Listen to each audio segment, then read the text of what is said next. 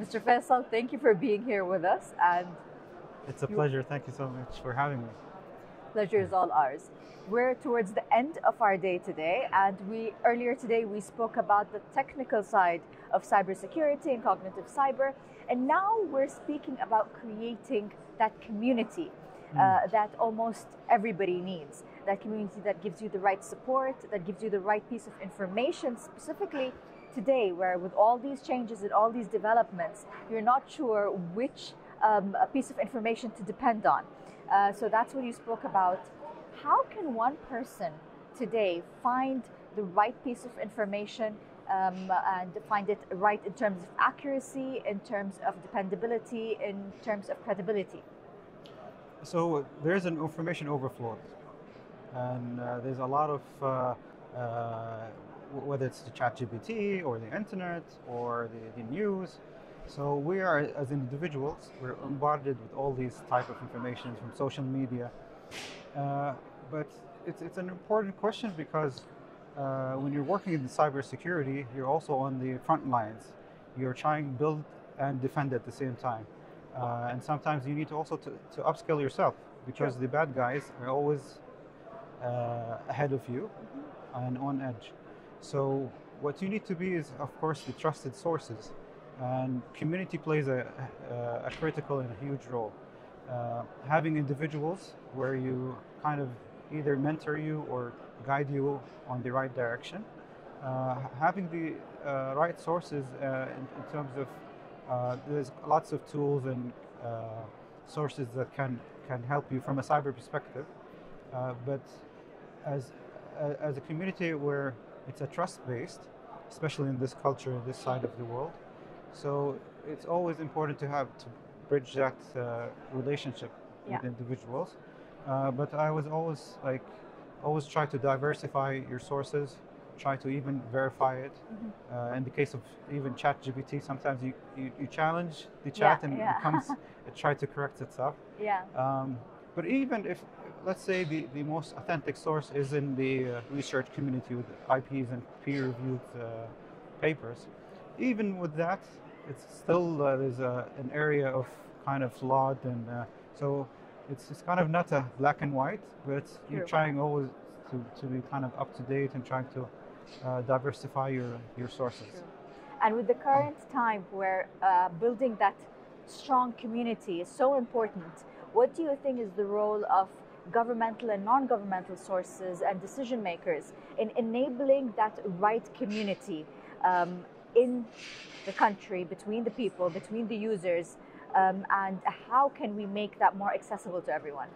So, in the past, if we say like 2012 and beyond and before, especially in Saudi, before the National Cybersecurity Authority, Yes.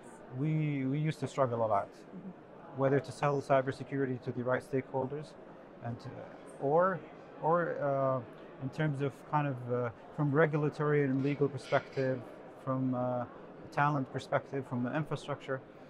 But Alhamdulillah, with the great support from this great nation, setting the scene in terms of a regulatory perspective, ensuring that there's the baseline in terms of the controls that has to be forced on all the entities, and making sure that so the policy is right, the talent is also, there's a lot of training and scholarship and boot camps for all ages. From an awareness perspective, there's a lot of things that are happening. So that's kind of from the government. It needs to, of course, the private sector will also Follow. follow in terms of putting the right infrastructure and latest and greatest tools and technologies.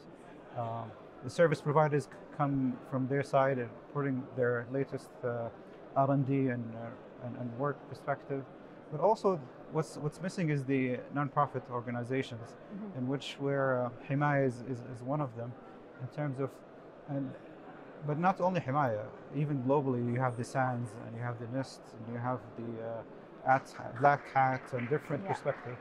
They all help to fill that gap, whether it's to kind of share the latest information or kind of build the mentorship and training and awareness, building networking and opportunities. one of the biggest challenges in cybersecurity is finding the right talent. True. And they call it the war on talent. Really? The war on talent? Because it's very difficult to find the right resources. So if you're in a community and you have an opening, or you need to look for someone who is expert in an area, so of course it's the community that helps bridge that gap. And sometimes where big companies and service providers are looking for the big market, and there's no one is filling the gap for the individuals who have their small business, small and medium. So also the nonprofits could help from that side. It takes me to my next question. You said war on talent, and let's talk now about the private sector and specifically about the SMEs. What's their status and keeping up with the requirements right now and being up to date with all these changes that in many ways would help the efficiency of the performance, but also at the same time they have to be well aware, they have to be well educated to make that happen. So that's a good question, because yes, the big companies have their budgets and they can of course put all the resources to fix or to tackle cybersecurity, but when it comes to the small and medium, it's a big challenge because you're kind of on a survival mode. True. You want to sell, you need to market, you need to do the business side of things. And the last thing you want to worry about is someone sending you a strange link and you lose all your money. So it's very serious. But in terms of, you don't have all the resources, you can't bring the big numbers and big companies. So some efforts, I did my research with University of Oxford, and we looked at different countries and how they build their cyber capacity building and doing different initiatives. As you know, if you look at the economy or any economy, the SME is mostly, especially the developed countries, is taking the lion's share of the economy. Wow. So it's a very important segment.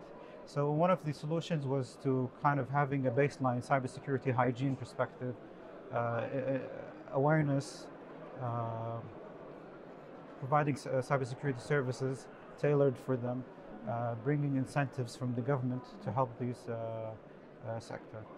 I think here in Saudi or in the region, it's more big companies more than the SMEs, but there's a lot of family businesses and generations of family businesses. So I think that would apply. But this is where the National Cybersecurity Authority and different entities would help. I think right now is a time where I think Saudi is really making an effort to make that cybersecurity front developed, but across all kinds of fields, whether it is private or governmental. And I think the next 12 months is going to be a very hopeful and exciting time for us. What do you think? Yes, let's hope so. I think the momentum is there. The baseline, the infrastructure is there. The support from the top leadership is there. So I think for me, I agree. The stars are aligned, and it's just for us to kind of leverage this momentum and leap forward. Faisal, we look forward to seeing you next year with more developments, and hopefully by then we would have reached higher heights, and we'll speak about that then and celebrate it. Thank you so much. Thank you for your time.